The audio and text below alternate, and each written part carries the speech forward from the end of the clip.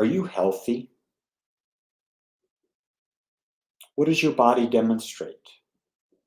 What does your mind demonstrate? Whatever they're demonstrating, it's a state of consciousness. Do you realize that your consciousness has a direct impact on your body and your mind? And think about this when you start thinking about what is your consciousness. Is it in stress? If it is, we automatically know science is basically saying what? Stress is the cause of 85 to 90% of all illnesses. Others are, we break a bone, we're in an accident, that type of thing. And we go to the doctor, and all the doctor can do is a doctor can reset our bone. They can do a surgery if necessary. But the healing is in the body. And it's in your consciousness. And that if your consciousness is in a state of inner peace, you're going to heal much better. Because the less stress you create in your body, the easier it is for your body to heal itself. The more stress, the more your body has to deal with the stress before it deals with the disease or the illness or the accident that it's healing itself of. The same thing in your mind. If you're living with unrealistic expectations of yourself, or if you bought into unrealistic expectations of others, your consciousness is way off center. One of the things that I've discovered is, having studied in the East, Hinduism, Buddhism, the ancient religions, and studying in the West, Christianity and Judaism, I've uncovered that we're really twofold beings at the moment we're alive. We're both spiritual and we're both human. Some people are trying to be all spiritual. Some people don't have any idea that they're spiritual and they're just all human. I truly believe with all of my heart that we're both, and that we're supposed to live in balance. Yes, that's right. We're not supposed to be all spiritual. Why would we have a body if we were going to be all spiritual? That doesn't make any sense, does it? Why are we in this world of contrast? I truly believe that the spirit that we are desires to experience life through our body and our mind.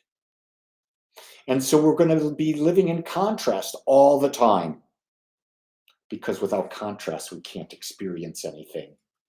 Without a body and senses, we can't experience anything. Without the mind to interpret the senses, we can't experience anything.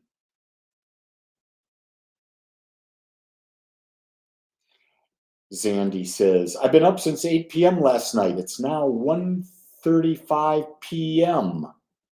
Shall I go to sleep or stay up? Ask your inner self.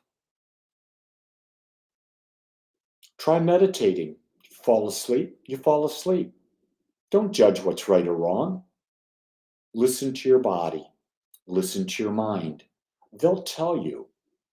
You see, your body is made up of more than 50 trillion cells. Think about that. 50 trillion cells.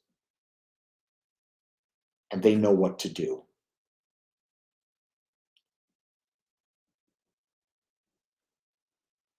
Do you allow them to do that, or do you interrupt?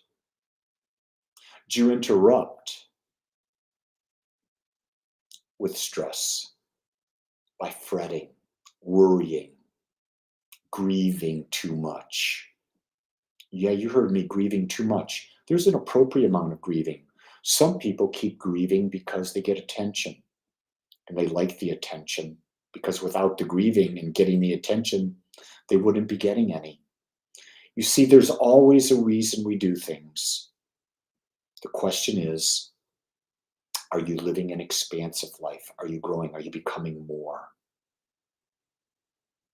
You have a DNA within you that desires to experience more. If you're feeling bored, are you bored with life? It's because you're not growing.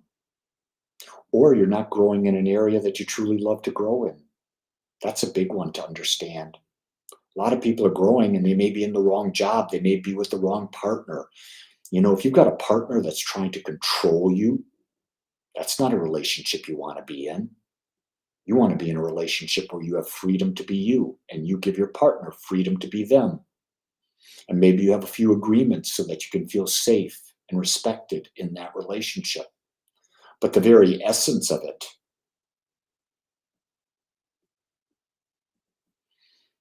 Zandy, I basically observe. And I get a lot of opportunity to observe when I get emotional about an opinion that I have, especially expressing it with my son, Steve. I get the opportunity. Why am I so attached to that? It's interesting. I know I'm human, so I'm going to have opinions. I don't deny that. I try to see, are my opinions serving me? Are they allowing me to be a greater expression of love? I don't like to be boxed in. I like my freedom. And I'm going to bet you do too. Because if you're listening to me, you like your freedom as well. Because you understand that's your greatest gift. The freedom to choose where you put your focus. And where you put your focus creates your experience. Key to life. You focus your thoughts, your words, your actions, and your feelings toward that which you want. You hold it there, and you don't let anyone deter you. If you do, you're giving away your power. Don't give it away. Create the greatest life ever, and start right now. Make it a great one. Much love and aloha.